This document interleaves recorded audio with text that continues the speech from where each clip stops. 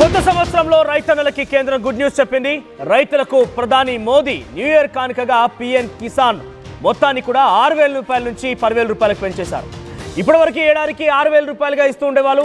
3 విడతలుగా ఈ యొక్క కేంద్రం ఇచ్చేటువంటి పిఎం కిసాన్ నిధి రైతుల ఖాతాలోకి జమ అయ్యేది.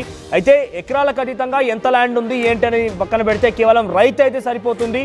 ఒక కుటుంబంలో ఒక రైతు కనుక ఉంటే ఏడాదికి సుమారుగా 6,000 రూపాయల చొప్పున 3 విడతల వారీగా 2,000 చొప్పున 3 విడతలుగా ఇస్తారు. అయితే ఈ మొత్తాన్ని కూడా 10,000 రూపాయలకి పెంచుతూ కేంద్ర ప్రభుత్వం ప్రకటన చేసింది. ఈ రోజు నుంచే ఈ పథకం అమలు కాబోతుందంటే వచ్చేటువంటి ఈసారి మీ ఖాతాలోకి పిఎం కిసాన్ నిధి ద్వారా సుమారుగా 10,000 రూపాయలు ఏడాదికి రాబోతున్నాయి. అంటే ఎన్ని విడతల వారీగా ఇస్తారు, ఎలా ఉంటుంది, మరిన్ని అప్డేట్స్ మా ప్రతినిధి గోపిని తెలుసుకుందాం. ఎస్ గోపి, సో ఏంటి గతంలో 6,000 రూపాయలని 3 విడతలుగా విడతకి 2,000 రూపాయల చొప్పున ఇచ్చేవారు.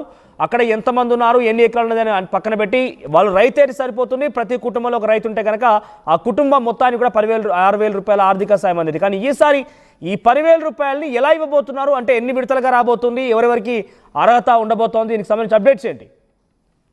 మనోజ్, 10:30 గంటలకు కేంద్ర కేబినెట్ సమావేశం జరుగుతోంది, ఇంకా కొనసాగుతుంది సమావేశం.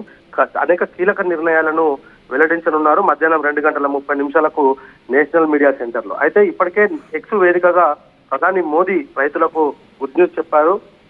దాదాపు ఇప్పటి వరకు 6,000 రూపాయలు ఇస్తున్న కేంద్రం 10,000 రూపాయలకు పిఎం కిసాన్ ని పెంచుతూ కొత్త సంవత్సర కానుకనైతే కేంద్ర ప్రభుత్వం రైతులకు చెప్పడం జరిగింది. అయితే గతంలో విధి విధానాలు 2 విడతలుగా ఇస్తూ ఉండేవాళ్ళు. అయితే ప్రస్తుతం దీనిపైన విధి విధానాలకు సంబంధించి కూడా మరి కాసేపట్లో కేంద్ర కేబినెట్ సమావేశం